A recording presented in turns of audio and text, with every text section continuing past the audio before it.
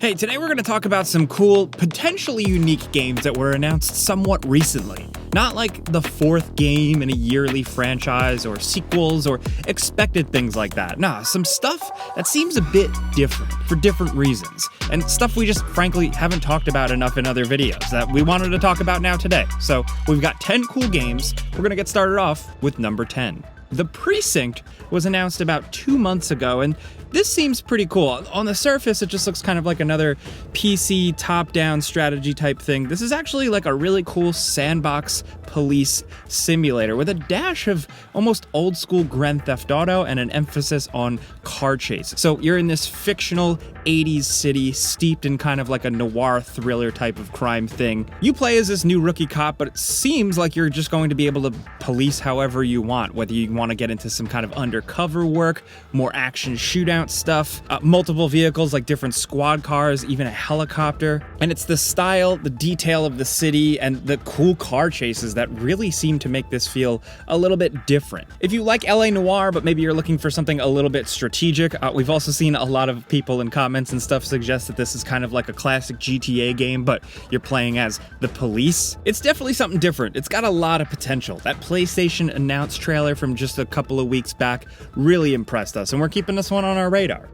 Next, over at number 9, from an announcement just only like 3 months ago, we have Phantom Blade Zero. This one, despite having a pretty generic name, seems really sweet. While on the surface, it might look like just kind of like a Souls-like or Neo-style game with a little bit of Ghost of Tsushima, graphically, it is downright shockingly impressive. But the biggest thing here is the combat, which, we'll be honest, we're skeptical just because it does look so unique. We actually kind of have a lot of questions with how it goes down. The combat seems really fast and crazy and motion captured, but it almost seems too good to be true.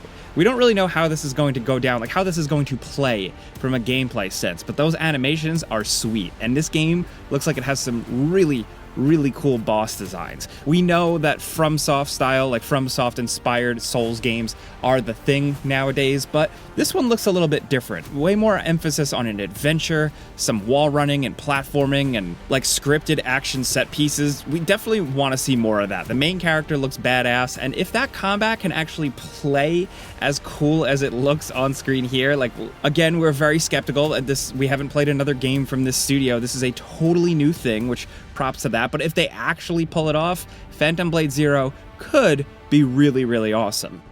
Now, next over at number 8, we have Marathon. Yes, this game is incredibly special because it's Bungie, the creators of Halo, returning to a very classic game franchise where they really essentially cut their teeth in the early days of PC shooters. This Marathon has an incredible art style. From what we've seen from the teaser trailer in May, it just stylistically looks unlike any other sci-fi game we've seen, and we have to give them props for that. It stands out so much. Now, the only problem is that this Marathon apparently is going to be a sci-fi PvP extraction shooter. Now, extraction shooters are all the rage. Some people really love them. They can be very addictive, but I don't know, me personally, I just wanted to kind of live in a new sci-fi world that Bungie created, but they certainly know how to craft a shooter. Say what you will about Destiny, maybe you're not a fan of that game or the structure, but the guns, the first-person shooting, the controls feel great. So Marathon, this new Marathon in 2023 or 2024 or 2025, whenever it releases,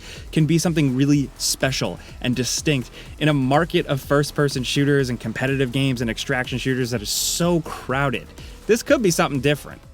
Next, over at number 7, we have Delta Force Hawk Ops. Now, this one doesn't look too unique on the surface. It's a operative-based, free-to-play, multiplayer shooter in kind of like this large-scale world. You pick from these special operators, you go out, you do your thing. It does seem like it has a little bit of an emphasis on tactics, but the interesting thing is that this is a return of an old franchise, Delta Force. Delta Force Hawk Ops isn't just some new weird game with a generic name. It's from a lineage of way older shooters from like the mid-90s, and that's pretty cool. It's nice to see that franchise come back. If you were one of the old heads who played the old Delta Force games, this one on the surface might not seem like exactly what you were thinking, but the fact that Delta Force is coming back for some people, that is very cool, and we thought we'd mention it. From like 1998-ish, these games were like at the forefront of those slower tactical shooters for a minute. So if they could bring that style of game back, hell yeah.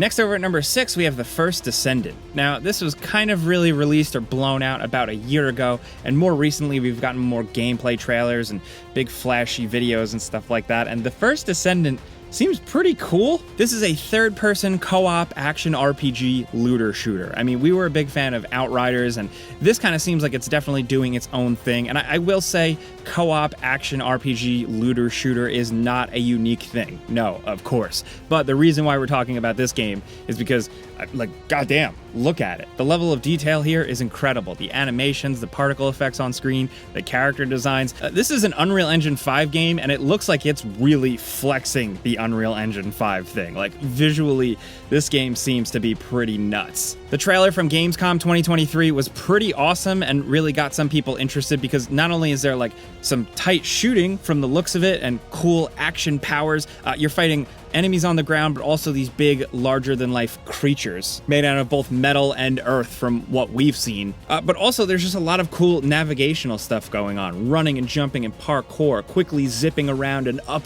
the environment, changing verticality, and of course, a grappling hook. So while, yeah, we don't necessarily think the world needs another co-op looter-shooter type thing, this one just does look like it has a lot going on and is potentially worth talking about.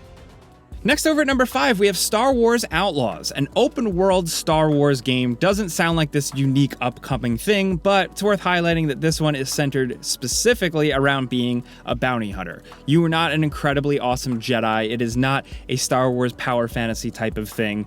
You're just kind of this weird, sketchy smuggler criminal girl with a cool alien pet, seemingly getting into outer space hijinks and heists and trouble. It's going to be a completely open world thing developed by Ubisoft, and you know, Ubisoft, we have our complaints with how their open world games go down, but for Star Wars, if they create a cool world and a cool vibe we want to live in and really truly experience, then that could be an absolute win. This game stands out because we've been wanting something like Star Wars 1313, where you're kind of playing as a Boba Fett character, or really technically actually Boba Fett in that game. It was revealed after it was canceled. Hopefully that game gives us that same feel. I mean, we want to play as a Boba Fett or a Han Solo or a Dash Rendar or a, you know, insert Star Wars person here. Back in the day, there were plenty of games like this, but most recent Star Wars games focus on the other stuff, so Star Wars Outlaws could stand out.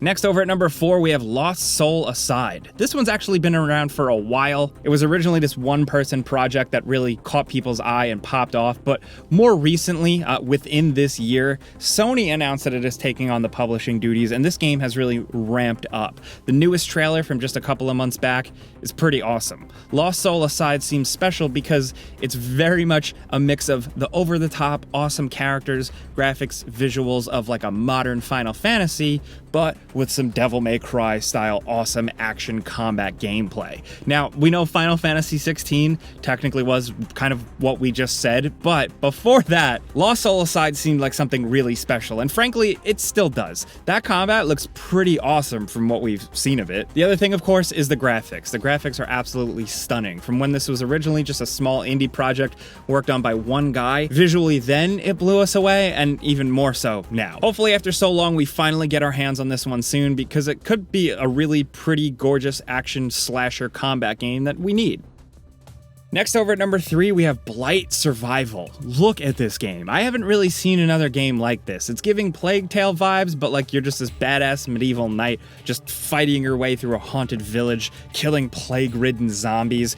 That just really checks a lot of my boxes. There's a lot of games where you're a knight, there's a lot of games where you kill zombies, but just something about the way this one is presented, the style of it, the kind of filmic look, everything to it just really seems memorable. When the trailer first dropped like 8 or 9 months ago, we've been thinking about it ever since. This is actually going to be a co-op and quote-unquote action horror roguelite, which, to be honest, we're also down if this was just like a cool single-player adventure, but it seems like they're really taking this concept and running with it. You're essentially going to be a knight who you can build out with your own weapon and style, with or without your friends, who goes into this kind of plague-ridden no man's land between warring nations, and then you go out, you do a kind of roguelite extraction run, and hopefully not get killed by these plague zombies. It seems gory, it seems kind of realistic and a little bit more slow-paced, and we're about it. We really, really hope we see more from this one soon. Now, next over at number 2, we have Robocop Rogue City. This one's for me. Yes, gameranx let me put Robocop on this list, and I'm thankful. As the number 1 Robocop gaming fan, yes, I have personally appointed myself that title. It's stupid, I don't care. I deem this significant because we haven't seen a real proper Robocop game in a long time. There was like this free-to-play crappy shooter thing based on the remake movie. Then before that, there were like mobile games. So really, technically, the last full proper Robocop game was a first-person shooter from 2003 that a lot of people don't remember. It wasn't very good, but hopefully Robocop Rogue City can turn the tides around. From what they've shown off, we don't know for sure. It has been delayed, and my big concern is if it can actually replicate the feel of the original movie like it's really going for, but at the very least, it is from Teon, the developers of Terminator Resistance, which wasn't a perfect game. It was a lower budget, flawed experience, but it felt like it kind of understood Terminator, and out of the last Terminator games, it at least came close. So we're hoping that they can do that and really apply what they've learned with Robocop Rogue City. Again, we don't know for sure. The game could turn out rough. It has been delayed to November, but it was technically revealed like 2 years ago, but in the last like 6 to 8 months, we've gotten a lot more of the game, so that's why we wanted to mention it. Robocop needs a good video game. It's been a long time. Some people will argue that Robocop's never really had a good game other than the original Nintendo one and Robocop vs. Terminator, but so hopefully this really breaks the streak. Now, down at number 1, we have Rise of the Ronin, revealed this year during a PlayStation Direct. This seems awesome. This is like Team Ninja taking everything they've learned with Neo and everything else and making a full proper adventure game. The combat seems really over the top and fun and probably challenging, knowing their last games like Wolong and Neo and stuff like that, but the adventure that they're telling here seems to be awesome. It's Japan in the 1860s with the West kind of coming over, and you were a lone Ronin engaging in this world, seemingly having some connection to the story and some pretty cool characters that we've seen in the initial trailer, but really it's that gameplay. It's exploring these open environments that look on the surface very quickly like something like a Ghost of Tsushima or whatever, but the more you see of it and more of the 1800s style building and architecture you see here and there, it just has a bit of a different feel to it. From when the character jumps out and flies over the landscape to some of those quick combat bits, this trailer was short and brief, but it made an impact. We've been thinking about it ever since, and we're really anticipating this one. Team Ninja does a really good job with this stuff, and to see them really take on a full proper adventure with cutscenes and seemingly an open world, this has the potential to be something really awesome and a bit different, but we're just gonna have to wait and see. So those are 10 unique upcoming games that have been announced somewhat recently that we wanted to talk about. If there are some other games that you guys would like us to mention or highlight, this could be a good series, so let us know. This is a good point to highlight some games that aren't just super mainstream like a Starfield or a Doom or a God of War. There's more to talk about out there, so let us know in the comments what you think. If you like this video though and you like talking games with us every single day, all you gotta do is click the like button. It legit helps us. Thank you. But as always, thanks for watching, and we'll see you guys next time.